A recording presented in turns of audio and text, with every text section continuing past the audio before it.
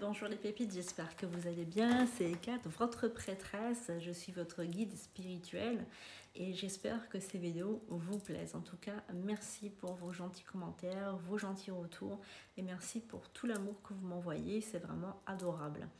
Donc, aujourd'hui, j'ai reçu aussi des messages par rapport au spiritisme, au monde des esprits et les communications par l'intermédiaire de tables tournantes, de tables Ouija, de planchettes Ouija. Voilà, donc est-ce que c'est dangereux? Donc beaucoup de personnes demandent si c'est dangereux parce que quelquefois sur cette plateforme ou d'autres plateformes, il y a des gens qui s'amusent à faire des lives en direct avec aussi des planchettes Ouija et donc du coup voilà, j'ai reçu des messages en me disant oui Kat, est-ce que tu recommandes d'utiliser ce genre de choses, etc. Donc je vais vous répondre le plus naturellement possible et sans vous faire peur et sans susciter la panique. C'est très dangereux. Voilà, la planchette Ouija, c'est extrêmement dangereux. Moi, dans ma carrière, il m'est arrivé beaucoup de mauvaises expériences avec les planchettes Ouija.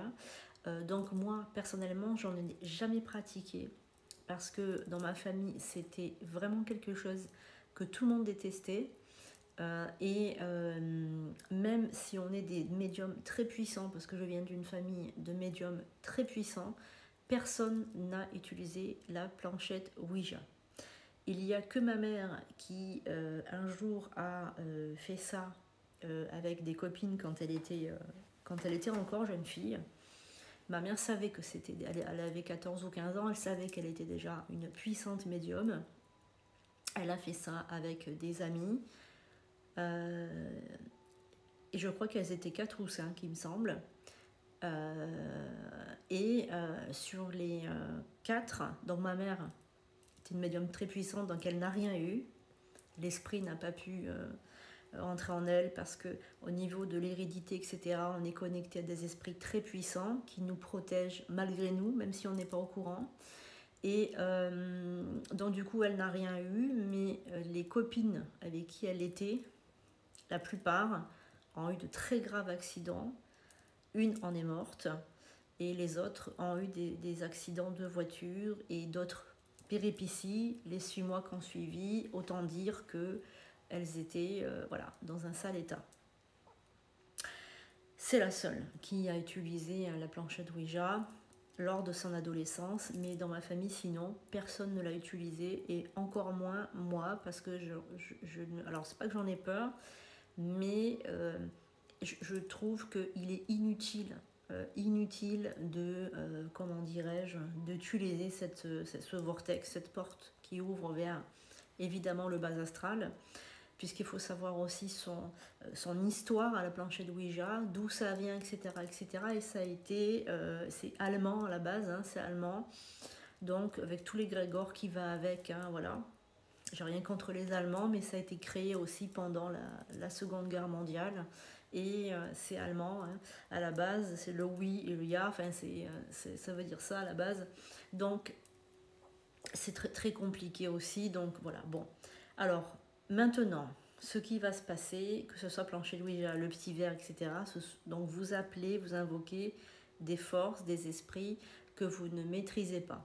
Donc, déjà, dans un premier temps, il faut faire très attention, il faut toujours nommer, parce qu'avec le pouvoir du verbe, vous avez un pouvoir sur l'esprit, il faut toujours nommer l'esprit que vous voulez appeler. Il ne faut jamais dire esprit es-tu là, par exemple. Alors ça, c'est vraiment pour vous attirer tous les emmerdements possibles et inimaginables. Quand vous maîtrisez le nom de l'esprit, vous le dominez. Voilà. Ensuite, également, il faut un maître de séance. Donc, il faut un médium très puissant pour maîtriser la séance. Il ne faut pas faire ça en rigolant. Il ne faut pas faire ça un samedi soir parce que s'ennuie. Il faut faire ça de manière sérieuse avec un maître de séance. Il faut bien se toucher les doigts. Donc, il faut vraiment être, voilà, tous autour d'une table en se touchant les doigts, en prenant d'abord le temps de faire un cercle de protection. en faisant des prières, en invoquant des anges, des archanges, etc. Ensuite, maîtriser la séance avec le maître de séance, invoquer l'esprit bien particulier. Évidemment, l'esprit va venir en tant qu'esprit éthérique, donc il n'y a pas de manifestation visuelle, il peut faire du bruit, etc. etc. Et bon, après, vous l'avez voulu, hein, vous l'avez cherché. Ensuite, poser des questions bien précises à l'esprit, donc il va répondre à l'aide de la petite goutte qui va faire bouger. Et ensuite, il faut fermer la séance et demander à l'esprit de se retirer dans son plan d'existence. Très important, ça c'est le médium qui doit le faire. Voilà. Évidemment que si vous ne faites pas ces étapes-là et que vous faites n'importe quoi, vous arrêtez en plein milieu de la séance, vous ôtez les doigts, vous ne demandez pas à l'esprit de partir, etc., etc., à ce moment-là, vous allez être possédé par l'esprit en question qui, en plus, si vous avez demandé l'esprit es-tu là, vous allez vous attraper les gens suicidés, les assassins, les criminels, les gens qui errent ici avec nous dans ce monde-là. Ou pire encore, si vous avez fait ça à une date bien précise, à Samhain, enfin Halloween, ou à une autre date bien particulière, ou alors pire, à 3h du matin, ou quelque chose comme ça, alors là, vous allez vous attirer carrément les plans démoniques qui vont vous ouvrir une porte dans votre salon. Voilà. Et il faut savoir que la personne qui sera possédée est la plus faible d'entre vous. Donc s'il y a, par exemple, un enfant qui dort à l'étage ou une personne très âgée qui est malade, qui est dans une chambre, etc., c'est cette personne-là qui sera possédée, ou alors il va tuer un animal qui est dans la maison.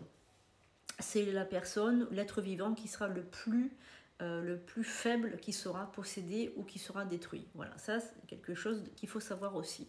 Donc autant vous dire que c'est très dangereux, même si vous assistez à un live en direct, une personne qui fait le Ouija, vous pouvez, l'esprit peut sortir et peut passer par votre téléphone pour venir chez vous. C'est tout à fait possible, ils le font. Voilà. Comme lorsque vous regardez un film d'horreur, l'esprit peut traverser l'écran et peut venir vous posséder dans votre maison. Combien de personnes, j'ai eu combien de personnes qui m'ont dit, qui ont eu des problèmes, des acouphènes ou d'autres choses après avoir vu un film d'horreur qui avait fait vraiment très peur. Voilà.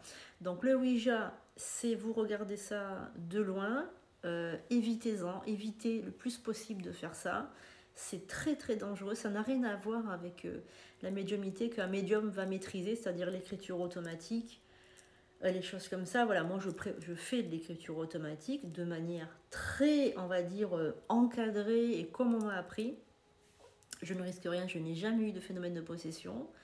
Ceci dit, ce n'est pas pour ça que je vais m'amuser à faire le Ouija. De toute façon, ça ne m'attire pas. Je vous dis, hein, ça ne m'attire pas. On m'a demandé plusieurs fois de faire des séances de Ouija. J'ai été invitée partout dans le monde pour faire des séances de Ouija.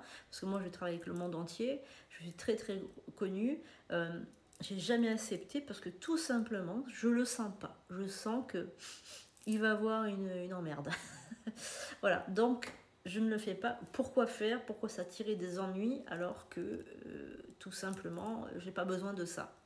Tout simplement. Voilà, donc vous êtes prévenus, si vous avez des gens qui font des lives et qui font ça, vous les bloquez. Vous ne regardez même plus ces personnes, ce sont des personnes qui ne savent pas ce qu'elles font, elles ne sont pas prudentes du tout et elles se mettent en danger, mais elles peuvent mettre aussi en danger leurs abonnés et des personnes qui ne savent pas, qui ne sont pas, comment dire, qui sont pas alertées par rapport à ça. Moi, dans ma famille, on m'a suffisamment alertée. Je pense que c'est pas la peine de tenter le diable, comme on dit. De toute façon, ça ne sert à rien. Et le petit verre, c'est la même chose. L'écriture automatique, c'est la même chose quand on n'a pas l'habitude de le faire. La seule chose que vous pouvez faire, éventuellement, si vous aimez entrer en contact avec le monde invisible, c'est l'écriture instinctive. Je ferai éventuellement une petite vidéo dessus. Si ça vous parle, l'écriture instinctive, ce n'est pas dangereux, c'est votre inconscient qui on va dire, qui s'ouvre au monde invisible et vous prenez des messages, mais c'est simplement votre inconscient, donc pas de risque. Voilà, vous n'entrez pas en possession, vous n'êtes pas possédé par un esprit. Voilà, merci de m'avoir écouté, je vous dis à très bientôt et je vous fais des gros bisous, je vous aime, merci beaucoup.